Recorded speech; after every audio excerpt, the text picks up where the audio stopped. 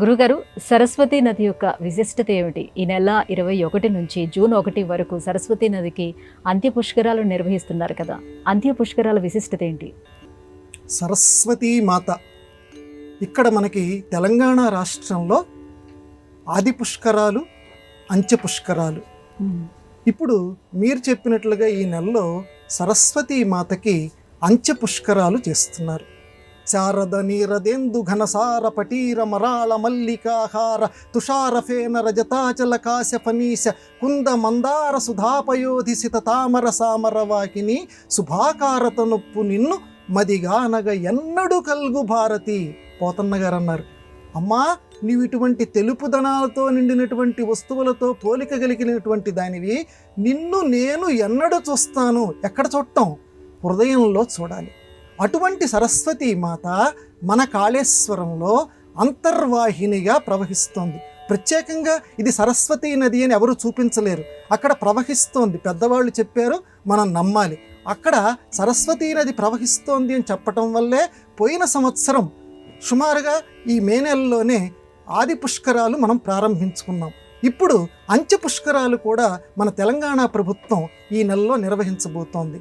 మన కంచి పీఠం అధిపతి కూడా ఆ ప్రారంభోత్సవానికి అంత్య పుష్కర స్నానానికి విచ్చేస్తూ ఉన్నారు.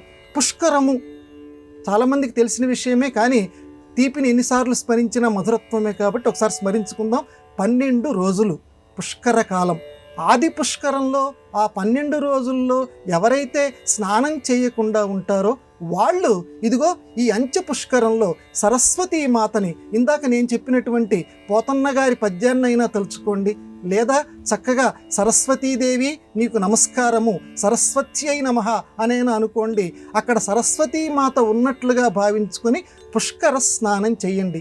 ఈ 12 రోజులు గనక చేస్తే, ఈ మొదటిసారి చేస్తే ఎంత ఫలితం ఇస్తాడో పుష్కరుడు అటువంటి ఫలితాన్నే మనకి అనుగ్రహిస్తాడు. కాబట్టి అందరం కూడా ఈ సరస్వతీ మాతకి సంబంధించినటువంటి ఈ పుష్కర స్నానాన్ని చేసి అమ్మవారి యొక్క అనుగ్రహాన్ని మనం పొందాలి. సరస్వతీ మాత మామూలుగా మనం అనుకుంటాం సరస్వతీ మాత అంటే తెలుపు రంగు, హంసవాహిని అని. హంస అని అంటే జీవుడికి సంబంధించింది. ఊపిరి మనం తీసుకుంటూ ఉంటుంటే సోహం సోహం అనేటువంటి శబ్దం యోగులకి వినపడుతూ ఉంటుంది.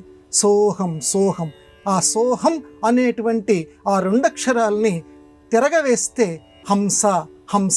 అందువల్ల ఆ హంస ఆవిడికి వాహనంగా చెప్పారు, ప్రతీకాత్మకంగా. అంతేగాని ఒక మామూలు హంసను తీసుకొచ్చి ఆ హంసం మీద అమ్మవారిని పెట్టడం అంటే ఇంత ప్రతీకాత్మకత ఉంది. అంటే జీవుడిలో ఉండేటువంటి శ్వాసని నియంత్రించేటువంటి అద్భుత దేవత సరస్వతీ మాత.